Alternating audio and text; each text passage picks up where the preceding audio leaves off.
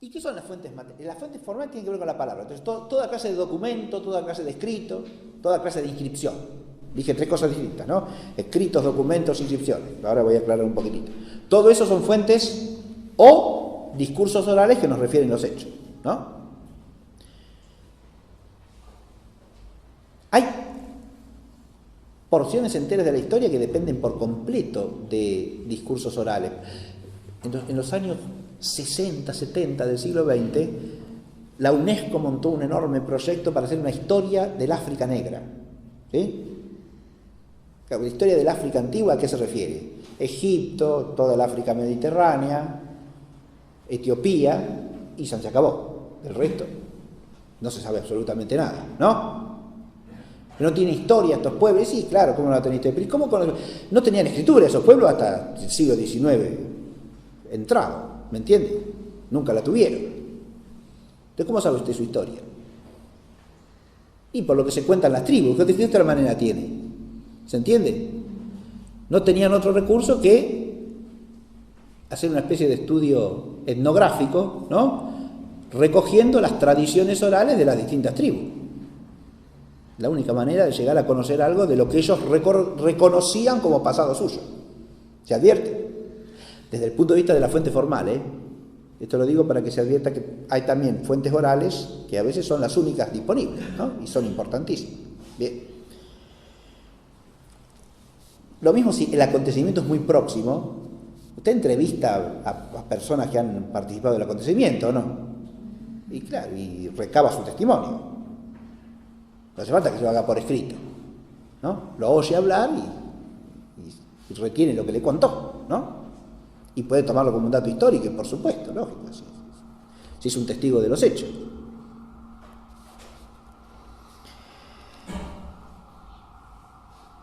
¿Y qué son fuentes materiales? Eso, todo resto material de la historia, o sea, del pasado humano, ¿no? Todo resto material del pasado humano. Eso es fuente material. ¿Por qué meramente material y no formal? Porque es un dato en potencia, en realidad.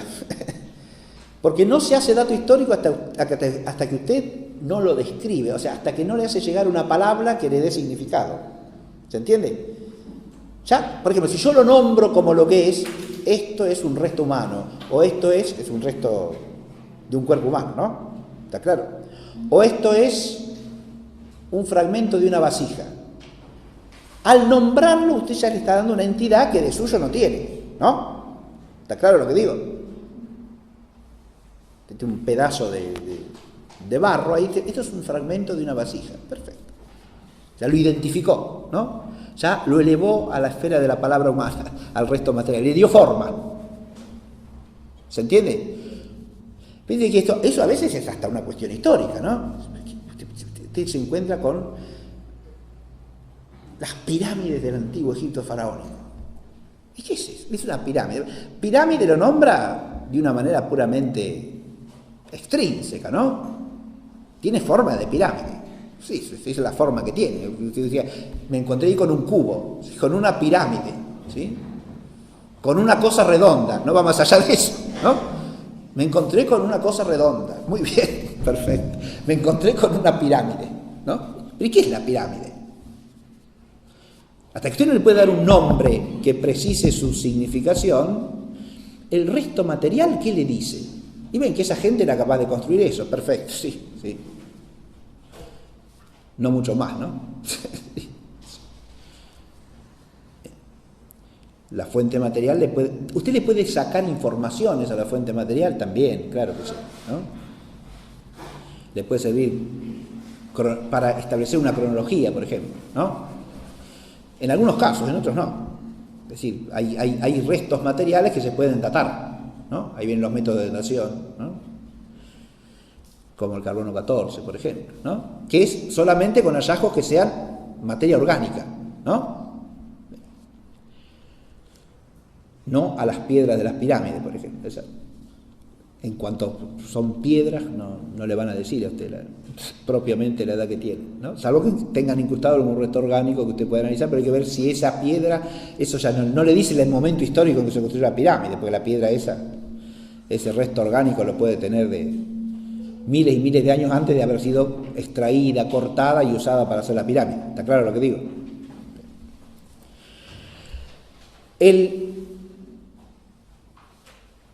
Los restos materiales básicamente son o propiamente del hombre, es decir, restos físicos, antropológicos, ¿no? O restos culturales, como se dice, ¿verdad? Es decir, cosas producidas por el hombre.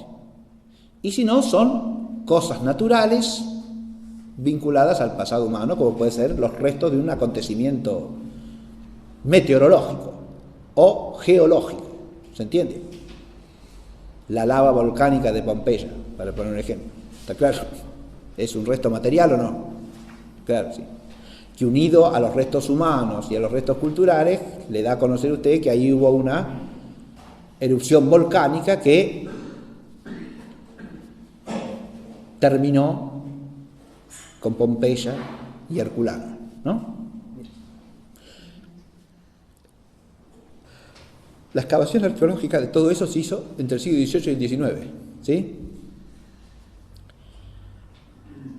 Pero los historiadores sabían que había habido una erupción volcánica, ¿no? Porque las fuentes formales de la antigüedad romana lo informan ampliamente, ¿sí? Que la ciudad de Pompeya y el conjunto de villas de Herculano Herculano era una especie de lugar de veraneo de lujo, ¿sí? Pompeya era una ciudad, pero Herculano era un conjunto de villas lujosísimas, ¿no? De viles romanas, de casas de veraneo, de casas de campo lujosas, ¿no? Fue destruido por la erupción del volcán Vesubio, ¿no? Ahí está uno de los testimonios más impresionantes, es el de Plinio el Joven, que cuenta cómo su tío Plinio el Viejo se muere como víctima de su curiosidad, ¿sí? Porque Plinio el Viejo se quiso acercar tanto a ver qué pasaba con la erupción, que terminó liquidado por la erupción, ¿sí? Estaba en un barco frente a Pompeya, pero se hizo bajar un botecito para acercarse, acercó. El sobrino lo veía desde el barco, se acercó hasta que ya no lo vio más y ya no lo vio nunca más, porque Plinio el Viejo se murió en la erupción del Vesubio. Plinio el Viejo es un famoso autor, el famoso autor de la historia natural, ¿no? Un hombre curiosísimo, de intereses muy variados. Y Plinio el Joven también es conocido. Plinio el Joven es muy conocido en la historia eclesiástica porque Plinio el Joven le envió una consulta al emperador, siendo gobernador de la Bitinia, ¿no? En el norte de lo que hoy día es Turquía, sobre el Mar Negro, de Bitinia, siendo gobernador de Bitinia, le manda una consulta al emperador Trajano preguntando qué hay que hacer con los cristianos. ¿Sí? Estamos a fines del siglo I, comienzo del siglo II de la era cristiana, ¿sí? El imperio de Trajano. Y le pregunta qué hay que hacer, si hay que perseguirlos o no hay que perseguirlos. ¿Los tengo que detener o no los tengo que detener? ¿Sí? ¿Los tengo que meter presos o no? Para decirlo en lenguaje actual, que es incorrecto. Porque ¿los tenía que detener para procesarlos o no? No tiene duda, lo cual muestra que la situación jurídica no era del todo clara, ¿sí? Lo que se llama el Institutum Neronianum, o sea, el presunto edicto de persecución dictado por Nerón, o no era del todo claro o no había sido debidamente refrendado, es decir, tenía dudas jurídicas Plinio el Joven. ¿Qué hay que hacer? ¿No? Y Trajano le da una respuesta que es jurídicamente de lo más oscuro que se pueda pensar, porque le contesta: si alguien los denuncia, vaya y deténganlo, si no, déjelos en paz. Lo cual no se sabe, es decir, si usted se atiene a esa respuesta, ¿existe el edicto de persecución o no? O sea, ¿es ilícito el culto cristiano o no? Porque si está prohibido por la ley, tiene que perseguir la autoridad pública al que viola la ley, ¿o no? Pero pareciera que acá lo convierte en una especie de delito solo si hay denuncia contra alguien, ¿no? Y si no, déjelos en paz. Esa es la respuesta de Trajano. Sibilina respuesta de Trajano al joven Plinio el Joven. Pues esto ya me fui del tema. Pero fíjese, ahí usted tiene documentos, ¿no? Fuentes Yo he mencionado dos fuentes ahí, ¿no? ¿Que cuáles son? Son dos escritos oficiales. Un gobernador le envía al emperador una consulta. ¿Está claro? Sobre una cuestión poco clara. Y el emperador le envía lo que se llama el rescripto, que es un documento oficial de respuesta a una consulta oficial. Esto para la mente romana son documentos de alto valor jurídico, ¿sí? No se puede poner cualquier cosa ahí. Por eso el valor que tiene el documento, ¿no? ¿Se entiende? Cuando un gobernador hace una consulta, no es una consulta, no es que escribe una cartita, che, Trajano, ¿qué hago con estos cristianos? No, le envía una consulta pública formal, que el otro está obligado a responder, precisamente porque es una consulta pública y en forma, ¿se entiende? Y el otro le envía la respuesta de la misma manera, ¿no? El rescripto. Bien. Hay fuentes, dentro de las formales, las fuentes, fíjate, acá tenemos al distinguir estos dos tipos de fuentes, las materiales y las formales, aparecen las dos grandes disciplinas auxiliares de la historia, que son la filología por un lado y la arqueología por el otro, ¿sí? La filología, ¿con qué tiene que ver? Con el manejo de la palabra, ¿está claro? Entonces, sin el fundamento filológico, el historiador carece de rigor a la hora de manejar los documentos. ¿Está claro lo que dije? Sin el instrumento filológico carece de rigor a la hora de manejar los documentos. Si usted quiere manejar estos dos documentos que acabo de nombrar, tiene que saber latín, ¿o no? Y porque están escritos en latín, mijo. Más aún, tiene que conocer el latín jurídico, porque son documentos jurídico-políticos. ¿Está claro o no? Y si no, tiene que consultarle a un filólogo que lo maneje. Se ve lo que digo, ¿no? Y si usted quiere conocer algo de la monarquía china en la época de las primaveras y de los otoños, ¿no?, tendrá que aprender el chino de esa época para poder leer los documentos. ¿Se entiende? Y si no es historia de primera mano, ¿no? Sino que depende, bueno, de un traductor que estudió esos documentos, los tradujo del chino a lo que sea, ¿sí? Del chino al español, al inglés, al alemán, al francés. Habrá que ver, ahí hay un paso, y yo manejo el documento en esa otra lengua, que hay que ver hasta qué punto es fiel, ¿no? Cualquiera que haya hecho alguna vez el trabajo de cotejar un texto original con su traducción sabe que ese dicho itálico de traduttore traditore es una sentencia de lo más verdadero que puede haber en el mundo, porque aunque no quiera, en algún momento el traductor hace zafarrancho, ¿sí? Por más que se esmere, ¿sí?, llega un momento que su lengua no le da para decir lo que tiene que decir, ¿no?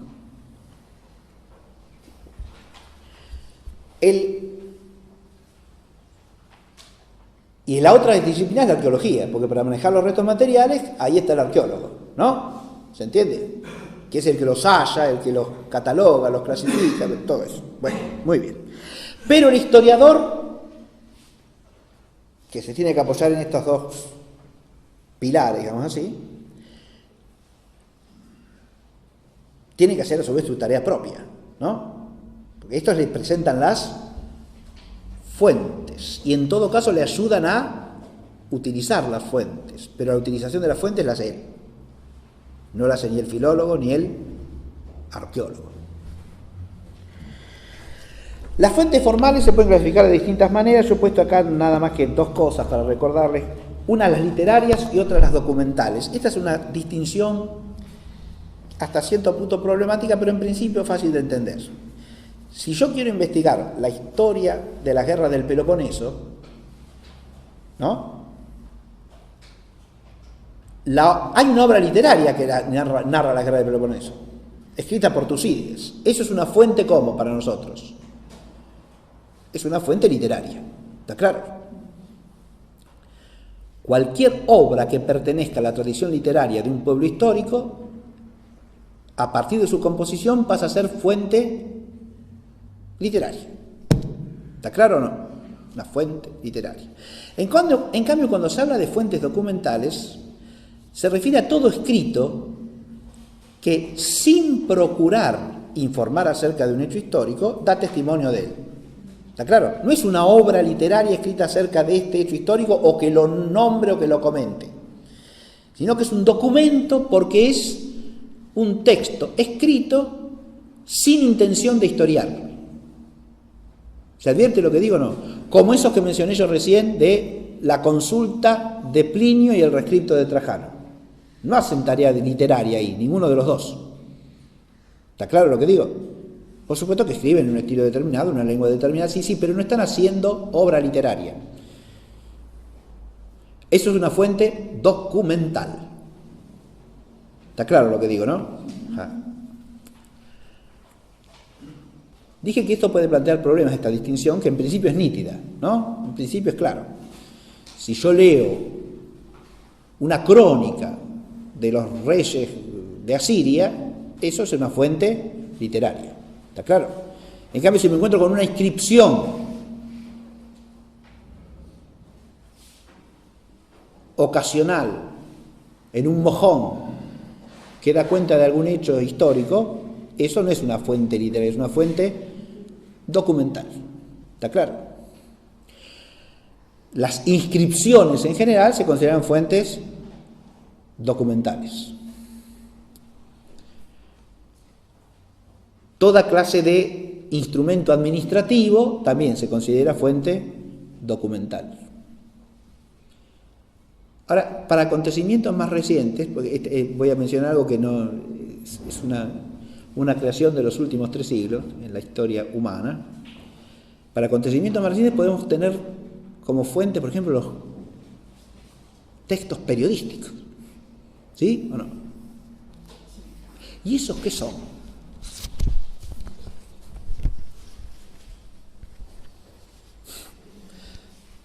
Son fuentes documentales,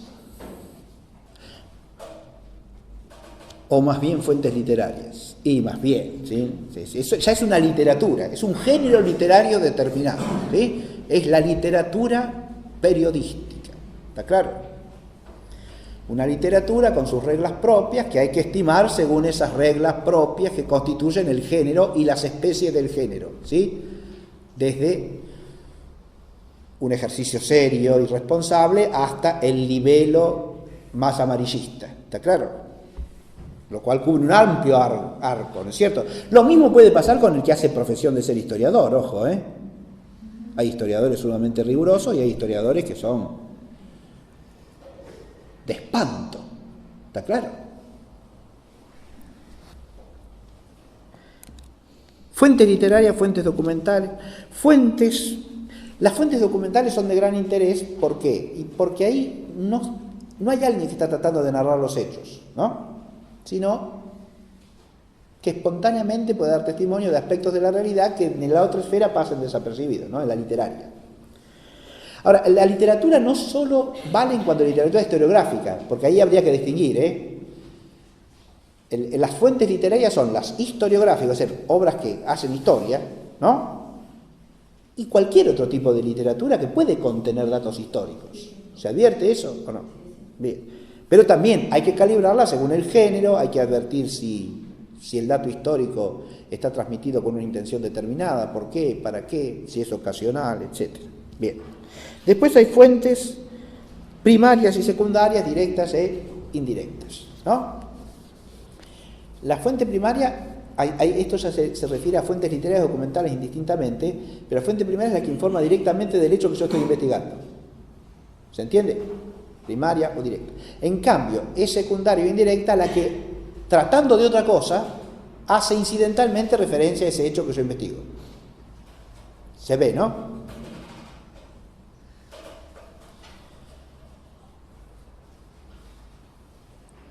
Si yo leo,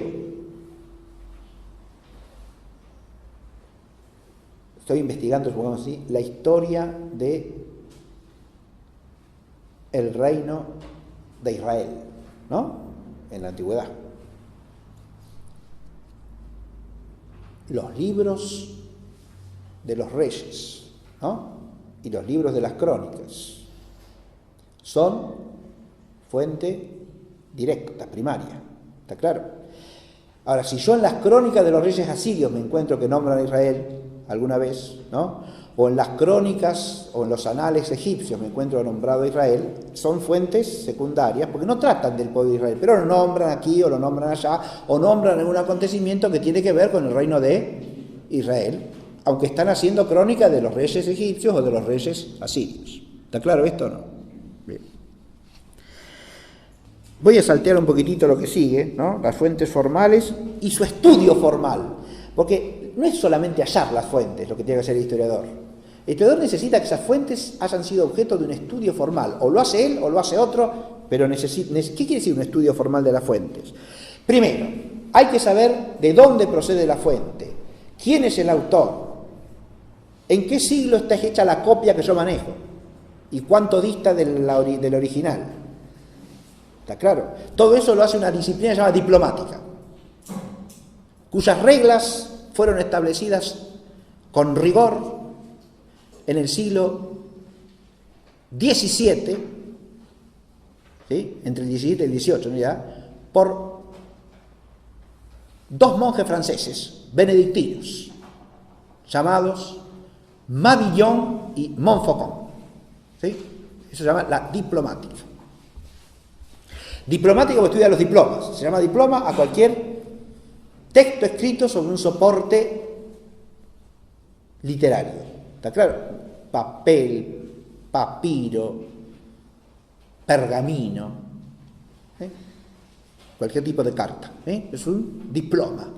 Usted toma el diploma, tiene que estudiar el material en que está escrito, la escritura que se usa, qué tipo de escritura, ¿no? Procurar la datación del diploma, la autenticidad del diploma, ¿sí? Esto es un decreto del rey Luis IX de Francia, San Luis. ¿Es un decreto de San Luis o no es un decreto de San Luis? ¿Está claro?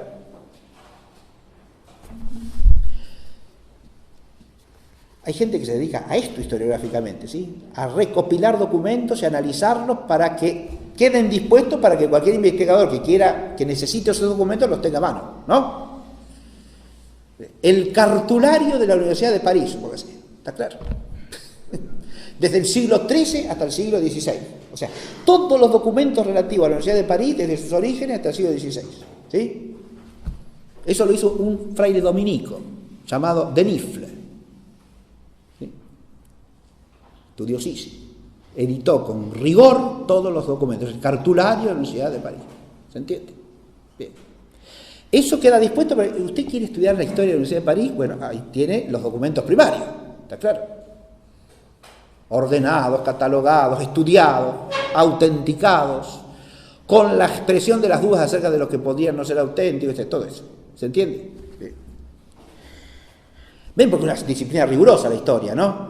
Cuando usted cita fuentes históricas, no puede citar cualquier cosa. Hay un estudio formal de las fuentes. ¿Se ve? Pasa por la diplomática y luego pasa por la crítica textual, literaria, histórica, que permiten dirimir el alcance del documento, si el documento es auténtico o no, como dije. ¿Está claro? Crítica histórica del documento, crítica textual, crítica literaria. ¿Cómo crítica histórica? Sí, crítica histórica, porque acá, bueno, pero el saber histórico presupone otro saber histórico. Usted está estudiando una cuestión y puede que otro saber histórico le ayude a dirimir si ese documento es auténtico o no es auténtico históricamente. ¿Está claro? ¿Se ve lo que digo? Porque usted, suponga, se quiere estudiar una cuestión histórico-teológica, ¿sí? El influjo de el tratado sobre la jerarquía eclesiástica del autor que se autonombra como Dionisio el Areopagita en los teólogos latinos de los siglos 8 al 10. ¿Está claro? Muy bien. ¿Usted quiere estudiar eso?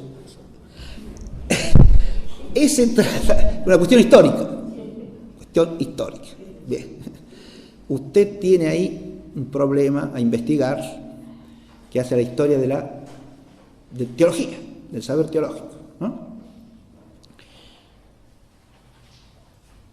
Como ese influjo de un texto griego en teólogos latinos, ustedes tienen que plantearse la cuestión si lo leyeron en griego, si lo leyeron en latín, había traducción o no había traducción, entonces tienen que poder estudiar si hay traducciones o no hay traducciones, ¿está claro? Pero lo primero de todo sería decir, bueno, estos escritos, este escrito de la jerarquía eclesiástica, ¿de quién es? ¿No? Y entonces vienen los historiadores de la patrística, los patrólogos, y nos dicen, pero en realidad no es de Dionisio el Areopagita, es de otro autor. ¿Y por qué? Esto lo ponía como ejemplo de crítica histórica, ¿no?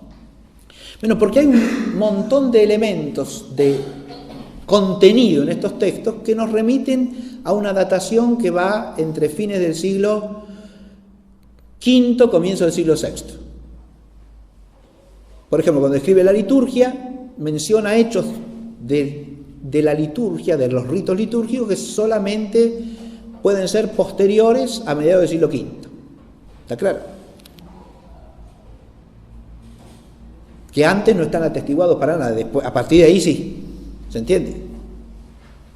O cita el Concilio de Calcedonia, y el Concilio de Calcedonia fue en el año 451, entonces no puede ser un escrito del siglo I de la era cristiana. ¿Se da cuenta? ¿Se entiende? Eso es crítica histórica, ¿ve? Usted, por el contenido del texto, se puede dar cuenta si corresponde o no corresponde a la época pretendida, ¿no? ¿Se ve? Crítica literaria, crítica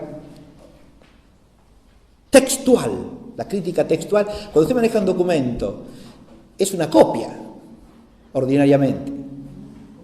Claro, puede haber interpolaciones, puede haber lagunas, puede haber corrupciones. Ahí viene la crítica textual. Hay que editar el texto con el mayor rigor posible, ¿no? Usted toma, qué sé yo, el texto de la capitular de Carlomagno sobre las escuelas, ¿no? ¿Editado por quién? Usted maneja el original, ¿sí? O usted maneja una edición. ¿Se ve? La edición, si es crítica, estará hecha sobre todas las copias existentes, sobre el original, óptimamente, si existe el original. ¿Está claro?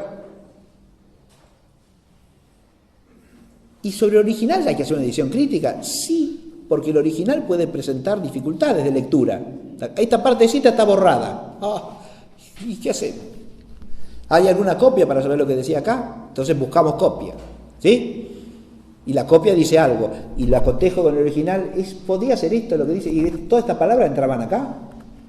¿O no? ¿Y estas huellas que se leen corresponden a la palabra que figura acá? ¿O no? Y ahí, pero eso es crítica textual, ¿está claro? Cuando tenemos copias y copias de copias, sin el original, la crítica textual es más problemática todavía, pero es lo que se hace ordinariamente con todas las fuentes literarias, ¿no? Si yo quiero manejar a Tucídides para la historia de la guerra del Peloponeso, lo que hace todo historiador griego, porque si no, no sabemos nada de la guerra del Peloponeso. ¿Está claro? Hallazgos materiales tienen alguna poquita cosa que no le dicen absolutamente nada del decurso de los acontecimientos, ¿no? Si usted quiere estudiar la historia de la guerra del Peloponeso, tiene que ir a Tucídides. Pero Tucídides, que tenemos el original de Tucídides, pero de ninguna manera. Lo más antiguo que tenemos son copias bizantinas del texto de Tucídides. Tucídides escribió en el siglo V antes de Cristo. ¿Está claro?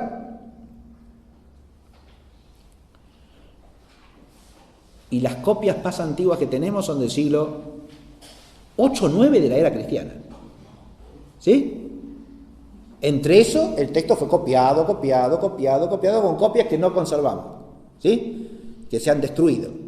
Por ahí aparece un hallazgo maravilloso de algún fragmentito suelto, de algún papiro que contiene tantas líneas de este texto, ¿sí? Bien.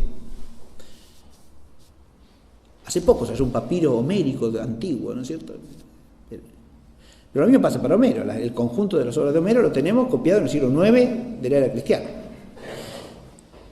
Y a partir de ahí hay diversas copias. El que quiere hacer una edición crítica tiene que hacer cotejar todas las copias y tomar la lectura más rigurosa posible, por reglas de lo que se llama la crítica textual, otra disciplina, otro arte complejísimo. Diplomática, crítica textual, crítica histórica, crítica literaria. Los documentos han de pasar por toda esta criba, ¿se entiende? Y después el historiador los da de usar con la debida cautela, con el debido rigor. Bien. Esto por lo menos sirve para advertir, ya termino, sirve para advertir una cosa. Yo lo dije de entrada muy en abstracto y lo dije en la primera clase. Para que una disciplina sea rigurosa, ¿tiene que seguir determinadamente el método de cualquier otra disciplina? No, señor. ¿Se entiende esto? La matemática tiene su propio rigor, pero el rigor de la matemática no es el rigor de la historia. ¿Estamos? La historia no es rigurosa. ¿Cómo no va a ser? Es una disciplina de un rigor extraordinario, si se la hace seriamente, y de una dificultad enorme porque incluye varios rigores combinados. ¿Se entiende lo que digo? Bien. Bueno, pero voy a saltear un poquitito esto y voy a...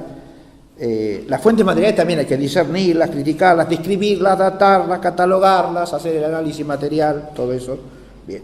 Cuando hablemos de la arqueología, en clase próxima nos detendremos un poco. Sí quiero decir una cosa sobre los juicios y termino. Porque en la parte judicativa, que es el segundo momento fundamental, el primero es el heurístico, hallar los documentos, las fuentes de las que partir, ¿no? Lo más completo que sea posible, lo más rigurosamente estudiado que sea posible. Bien. De ahí partimos para fijar los hechos. Pero ahora viene a hacer juicio, es decir, pasó esto otro. Tiene que narrarnos el historiador, ¿o no? Y para narrar tiene que hacer juicios. Para describir tiene que hacer juicios, ¿no? Y ahí es donde aparecen los problemas más serios del rigor histórico. Porque lo otro, comparado con lo que viene ahora, lo otro es facilito, Comparado con la dificultad de esta otra parte, la parte del momento heurístico es campo orégano, como diría el español. Una cosa fácil de transitar, ¿está claro? Ahora viene el berenjenal, ¿sí? La parte difícil viene ahora. Porque, fíjate, usted es un juicio histórico. Pone los hechos. Yo voy a poner algún ejemplo nada más acá. Los hechos, ¿no? Entonces, bueno, vamos.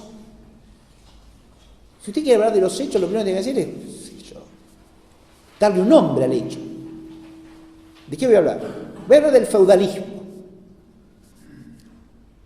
Y si usted va a hablar del feudalismo, ¿de qué tiene que hablar?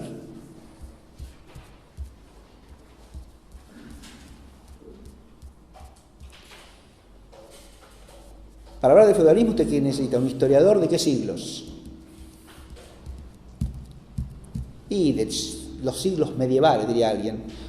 Dejemos de lado esa denominación, ya tenemos otro problema ahí. Los siglos del siglo X, del siglo IX, X, XI, XII. Mire, no, vea que no. Porque feudalismo es un término que no aparece antes de fines del siglo XVII, principios del siglo XVIII. En cierta literatura de esa época. Y con un sentido despectivo y casi caricaturesco. ¿Está claro lo que dije o no? Feudalismo es un rótulo ideológico para descalificar ciertas realidades, ¿no? Ideológicamente, insisto, que aparecen en la literatura, primero de los que podríamos llamar ideólogos del absolutismo monárquico y después de la Revolución Francesa. Toda literatura políticamente interesada que quiere descalificar una manera de organización social bajo el mote despectivo de feudalismo. ¿Se entiende? Si usted quiere hacer historia del feudalismo, es historia de una ideología en realidad. Otra cosa es si usted quiere hacer historia del hecho feudal. O como diría Ganshof, de la feudalidad, la feudalité. ¿Sí? No hay feudalismo, hay feudalidad, dice él. Y tiene razón, que una cosa es el feudalismo, una ideología, que después otros presuntos historiadores posteriores proyectan sobre 1000 años de historia, es la época feudal. Por ejemplo, para Marx y para los historiadores marxistas clásicos, ¿la Edad Media qué es? La época feudal.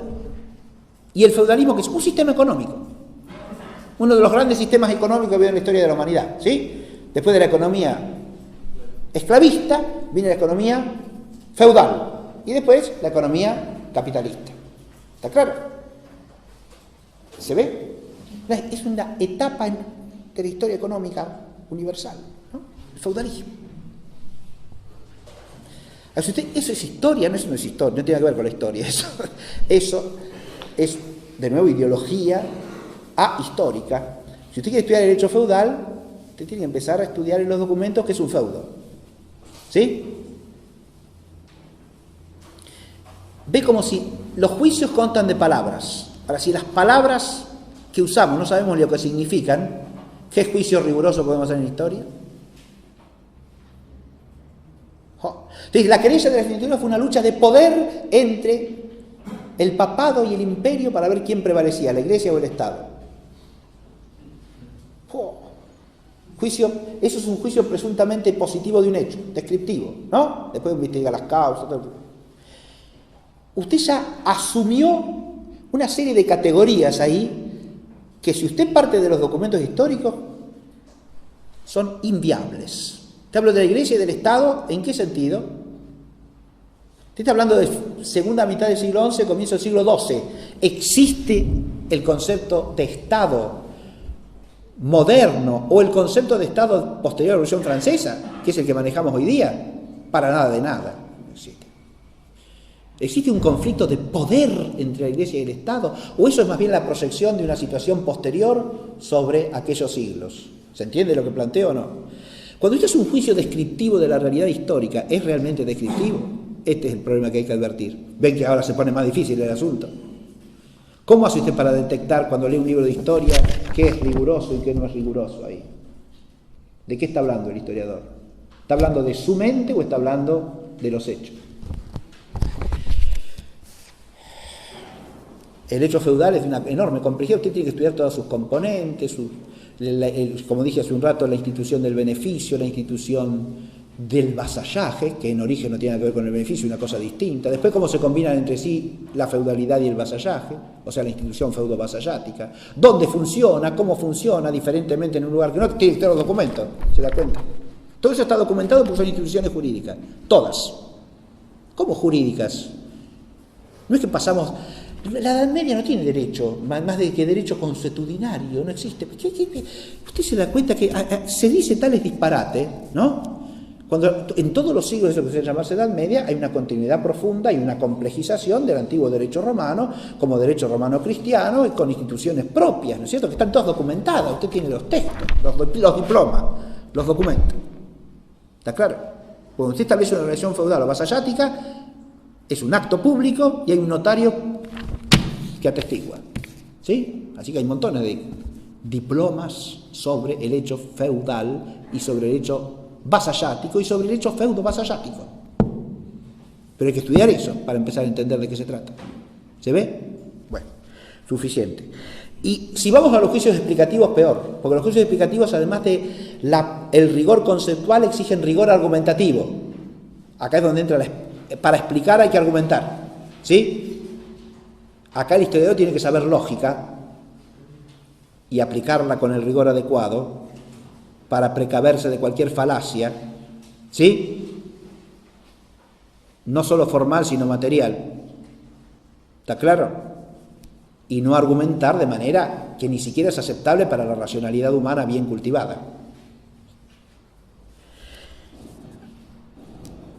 Además de tener un rigor material para establecer relaciones, causas, dimensiones, todo eso que es vincular en una perspectiva de conjunto hechos diversos y las relaciones entre esos hechos. ¿Se ve? Eso es dificilísimo de hacer con rigor. Cuando usted quiere tomar un hecho aislado y ponerlo en relación con otro, las relaciones las tiene que entender con rigor. No puede relacionar cualquier cosa, porque a usted se le ocurre.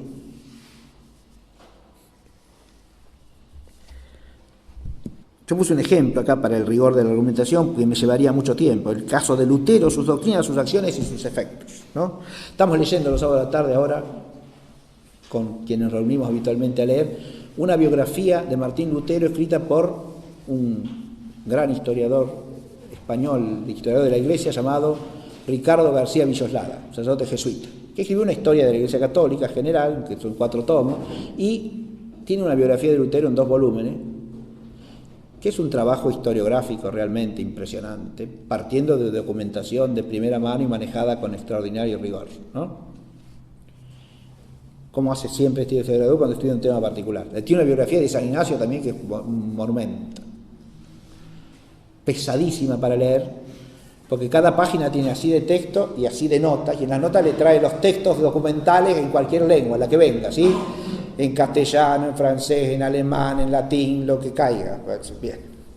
Pesadísima. Además no se esforzó literariamente para nada. En esta de Lutero sí, hace un esfuerzo literario y está muy bien escrita, pero la de San Ignacio es un bodoque, pero magnífica, historiográficamente es espléndida, porque usted tiene ahí toda la documentación fundamental sobre la vida de San Ignacio, toda, bien. Usted quiere relacionar hechos distintos del personaje Lutero, es una cosa complicadísima, ¿sí? Cómo se combinan sus hechos mentales, en la evolución de su pensamiento teológico, pseudo-teológico, cómo se va apartando cada vez de la fe y por qué, ¿sí? ¿Qué relaciones tiene con otras personas? ¿Quiénes se le oponen? ¿Quiénes lo apañan? ¿No? Y eso tiene que ver en el desarrollo de los conocimientos, por supuesto que sí, porque si no hay quien lo apañe, quien lo defienda y quien lo proteja, es un personaje que empieza a aparecer en determinado momento como un personaje que rompe con la unidad de la fe, ¿se entiende? ¿Y que lo apañan? ¿Por qué lo apañan? ¿Por qué lo protegen? Si usted quiere empezar, y después hay acontecimientos más lejanos a su entorno, él vive en el ducado de Sajonia, en parte, en uno de los ducados de Sajonia que hay en la Alemania de esa época, ¿no? Con sus condicionamientos políticos y culturales propios, todo eso hay que relacionarlo también, forma parte de una congregación reformada de la familia de los frailes agustinos. Miren, una cosa que suele decirse vulgarmente, Lutero era un reformador porque quería la reforma de las costumbres de la Iglesia, la purificación, la Iglesia estaba corrompida, ¿no? Si uno va al hecho concreto, Lutero ingresó como fraile en una rama de la orden que estaba reformada. Eran los que estaban poniendo en marcha el reformismo católico, ¿está claro? Era una rama austera, rigurosa, reformada, que promovía la reforma también en las costumbres del pueblo. ¿Y él contra qué reacciona? ¿Contra la falta de reforma? No, reacciona contra la reforma. Su reacción es contra la reforma. Él tilda de herejes a los frailes reformados. Los llama pelagianos.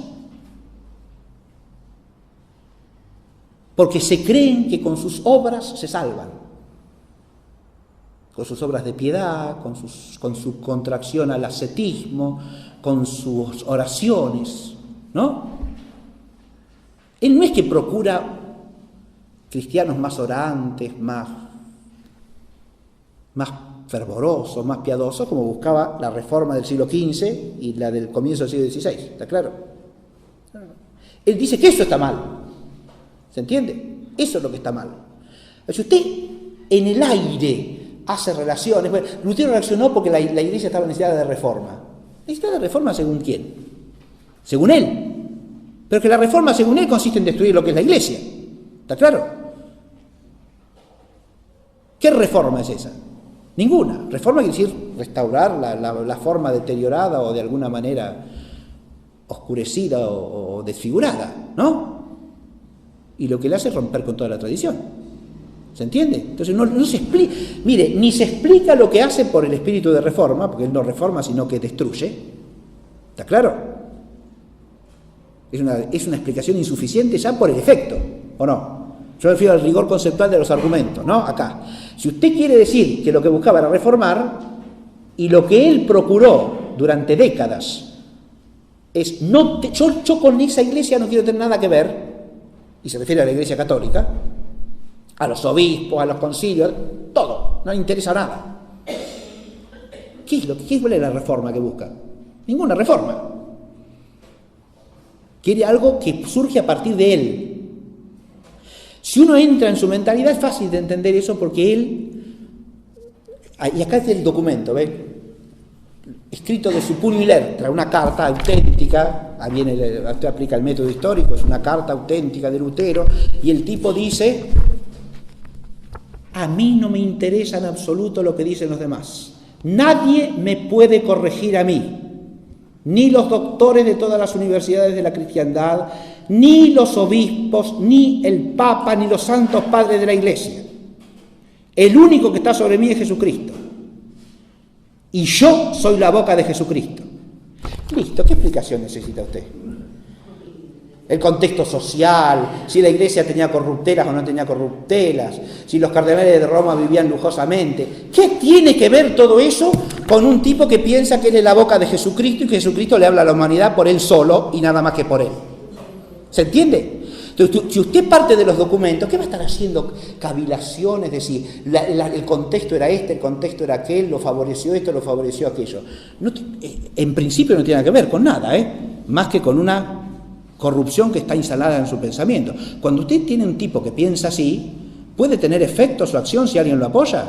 Evidentemente que sí, porque es una egolatría ya en el ámbito teológico, ¿no? Más aún en el ámbito de la fe.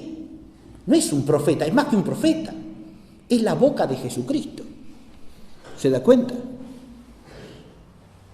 Bien. Juicios positivos, juicios explicativos y juicios valorativos, dijimos, ¿no? Y por último viene la síntesis. Pero la síntesis de la clase la dejamos para la próxima, porque ya son las 1:05. Hasta la próxima.